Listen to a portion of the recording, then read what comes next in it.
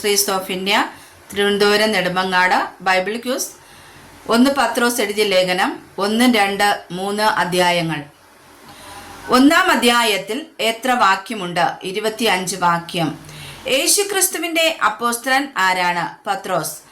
ആർക്കൊക്കെ വേണ്ടി എഴുതിയ ലേഖനമാണിത്? പൊന്തോസിലും ഗലാത്യയിലും കപ്പദോക്യയിലും ആസിയയിലും ബിഥുന്യയിലും ചിതറിപ്പാർക്കുന്ന പരദേശികളും വൃതന്മാരും ആയവർക്ക്.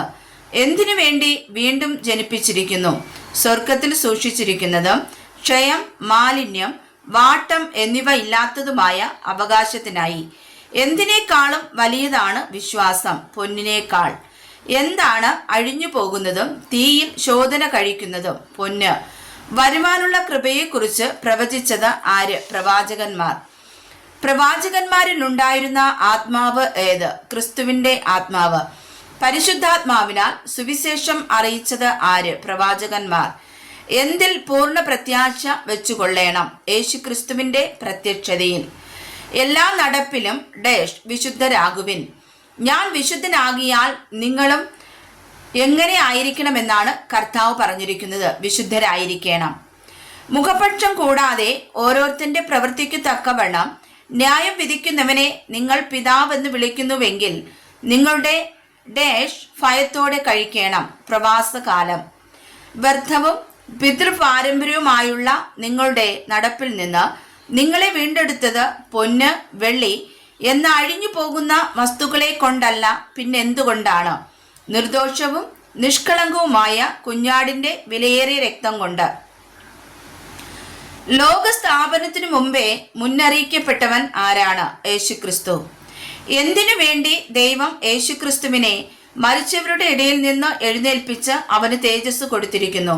വിശ്വാസവും പ്രത്യാശയും ദൈവത്തിൽ വെച്ചുകൊള്ളേണ്ടതിന്. അന്യോന്യം എങ്ങനെ ഉറ്റു സ്നേഹിക്കണം? ഹൃദയപൂർവം.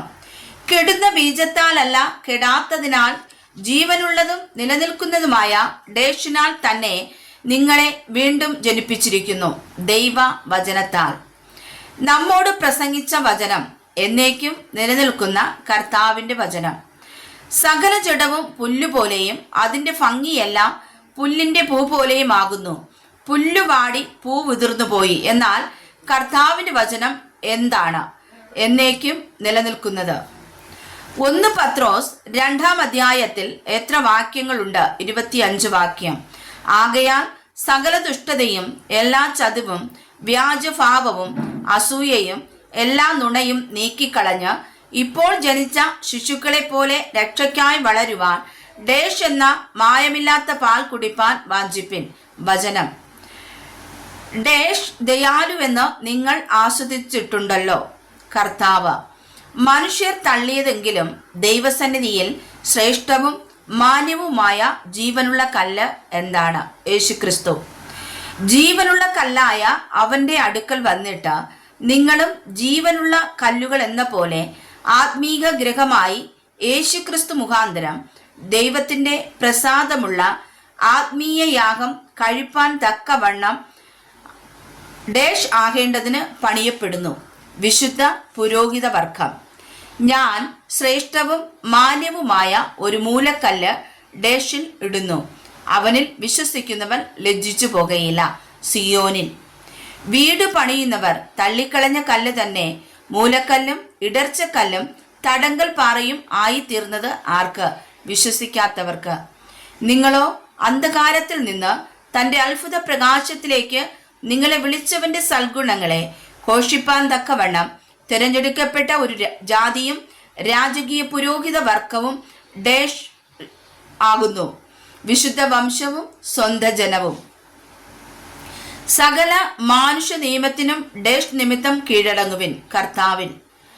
ശ്രേഷ്ഠാധികാരി എന്നു വെച്ച രാജാവിനും ദുഷ്പ്രവൃത്തിക്കാരുടെ ദണ്ഡനത്തിനും സൽപ്രവൃത്തിക്കാരുടെ മാനത്തിനുമായി അവനാൽ അയക്കപ്പെട്ടവർ എന്നു വെച്ച് ഡേഷിനും കീഴടങ്ങുവിൻ. നാടുവാഴികൾക്ക്.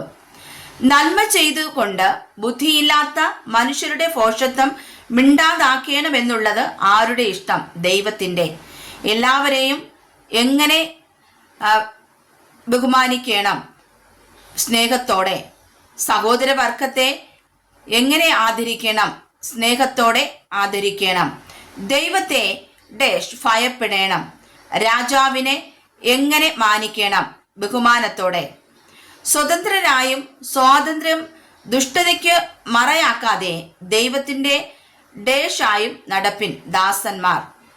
പൂർണ്ണ ഭയത്തോടെ യജമാനന്മാർക്ക്, നല്ലവർക്കും ശാന്തന്മാർക്കും മാത്രമല്ല മൂർഖന്മാർക്കും കീഴടങ്ങിയിരിപ്പിൻ എന്ന് പറയുന്നത് ആരോട്? വേലക്കാരോട്.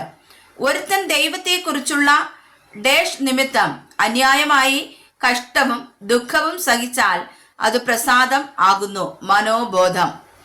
നന്മ ചെയ്തിട്ട് കഷ്ടം സഹിച്ചാൽ അത് ദൈവത്തിന് എന്താണ് പ്രസാദം? നമുക്ക് മാതൃക വെച്ചേച്ചു പോയിരിക്കുന്നത് ആര്? ക്രിസ്തു. നിങ്ങൾ തെറ്റി ഉഴലുന്ന ആടുകളെ പോലെ ആയിരുന്നു, ഇപ്പോഴോ നിങ്ങളുടെ ആത്മാക്കളുടെ ഡേഷും അത്യുഷ്യനുമായവെങ്കിലേക്ക് മടങ്ങി വന്നിരിക്കുന്നു. ഇടയൻ. 1 പത്രോസ് 3-ാം അധ്യായത്തിൽ എത്ര വാക്യങ്ങളുണ്ട്? 22 വാക്യം. ഭാര്യമാർ ഭർത്താവിനോട് എങ്ങനെ ആയിരിക്കണം?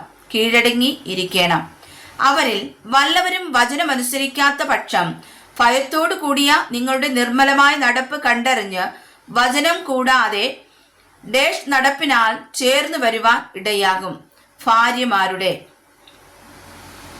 പുറമേയുള്ള അലങ്കാരങ്ങൾ എന്തൊക്കെ? തലമുടി പിന്നുന്നതും പൊന്നണിയുന്നത്, വസ്ത്രം ധരിക്കുന്നത്. എന്താണ് ദൈവസന്നിധിയിൽ വിലയേറിയത്? സൗമ്യതയും സാവധാനതയുമുള്ള മനസ്സെന്ന അക്ഷയഭൂഷണമായ ഹൃദയത്തിൻ്റെ ഗൂഢമനുഷ്യൻ. മേൽപ്പറഞ്ഞ രീതിയിൽ ജീവിച്ചത് ഏതു കാലത്തിലുണ്ടായിരുന്ന സ്ത്രീകളാണ്? ദൈവത്തിൽ പ്രത്യാശ വച്ചിരുന്ന വിശുദ്ധ സ്ത്രീകൾ. അവർ തങ്ങളെ തന്നെ അലങ്കരിച്ച് ഭർത്താക്കന്മാർക്ക് കീഴടങ്ങിയിരുന്നു. ഭർത്താവിനെ യജമാനൻ എന്ന് വിളിച്ച സ്ത്രീ സാറ അബ്രഹാമിനെ. നന്മ ചെയ്ത് യാതൊരു ഭീഷണിയും പേടിക്കാതിരുന്നതിനാൽ ആരുടെ മക്കൾ ആയി തീരുവാൻ സാധിക്കും? സാറ. ഭർത്താക്കന്മാർക്കുള്ള ഉപദേശം. നിങ്ങളുടെ പ്രാർത്ഥനയ്ക്ക് മുടക്കം വരാതിരിക്കേണ്ടതിന് വിവേകത്തോടെ ഭാര്യമാരോട് കൂടെ വസിച്ച് സ്ത്രീജനം ബലഹീന പാത്രമെന്നും അവർ ജീവന്റെ കൃപയ്ക്ക് കൂട്ടവകാശികളെന്നും ഓർത്ത് അവർക്ക് ബഹുമാനം കൊടുക്കണം. എന്തിനു വേണ്ടി എല്ലാവരും ഐകമത്യവും സഹതാപവും സഹോദര പ്രീതിയും മനസ്സലിവും വിനയബുദ്ധിയും ഉള്ളവരായിരിക്കണം. തീർച്ചയ്ക്ക് ദോഷത്തിന് ദോഷവും ശകാരത്തിനു ശകാരവും പകരം ചെയ്യാതെ നിങ്ങൾ അനുഗ്രഹം അനുഭവിക്കേണ്ടതിന് വിളിക്കപ്പെട്ടതുകൊണ്ട് ഡേഷ് അനുഗ്രഹിക്കുന്നവർ ആയിരിപ്പിൻ. ആരാണ് ദോഷം ചെയ്യാതെ തൻ്റെ നാവിനെയും വ്യാജം പറയാതെ അധരത്തെയും അടക്കിക്കൊള്ളേണ്ടത്? ജീവനെ ആഗ്രഹിക്കുകയും ശുഭകാലം കാണുവാൻ ഇച്ഛിക്കുകയും ചെയ്യുന്നവൻ.